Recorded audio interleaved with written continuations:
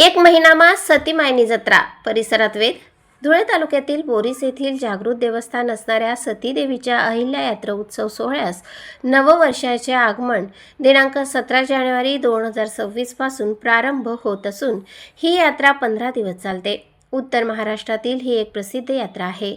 दरवर्षाप्रमाणे सती अहिल्यादेवीची यात्रा बोरीस गावात मोठ्या उत्साहात भरते. अनेक भाविकांचे श्रद्धास्थान असणाऱ्या या यात्रेस ऐतिहासिक पौराणिक महत्त्व आहे.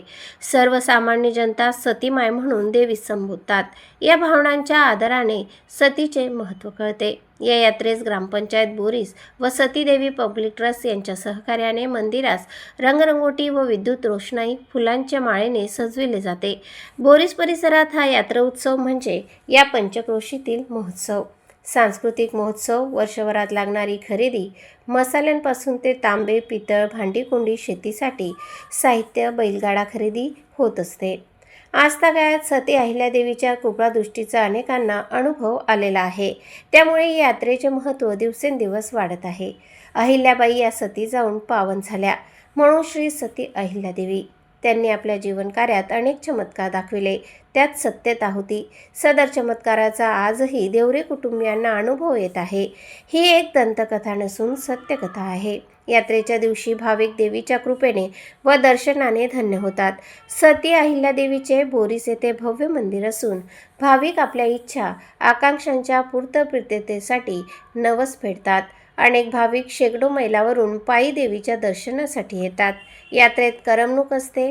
गावातील प्रत्येक गल्लीत वेगवेगळे तगतराव असतात. यात्रेच्या निमित्ताने भरपूर व्यापारी आपले दुकाने ताठत असतात. तसेच विविध लोकनाट्य मंडळही हजेरी लावतात. त्यामुळे धुळे तालुक्यात या यात्रेचे फार मोठे आकर्षण असते. सती अहिल्यादेवीच्या नावाने पब्लिक ट्रस्टची स्थापना 15 ऑगस्ट 1956 साली कैलासवासी शिवाजीराव रायमल देवरे यांनी केली. ज्या जागेवर अहिल्यादेवी सती गेल्या त्याच जागेवर ट्रस्टमार्फत मोठे मंदिर बांधले आहे. मंदिराची मोठी शेती आहे. त्या जागेवर यात्रा भरते.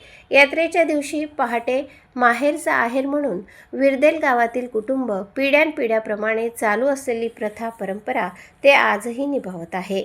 या दिवशी पहाटे ते देवीचा पुरणपोळी सर्व साहित्यासह नैवेद्य बनवून अर्पण केला जातो.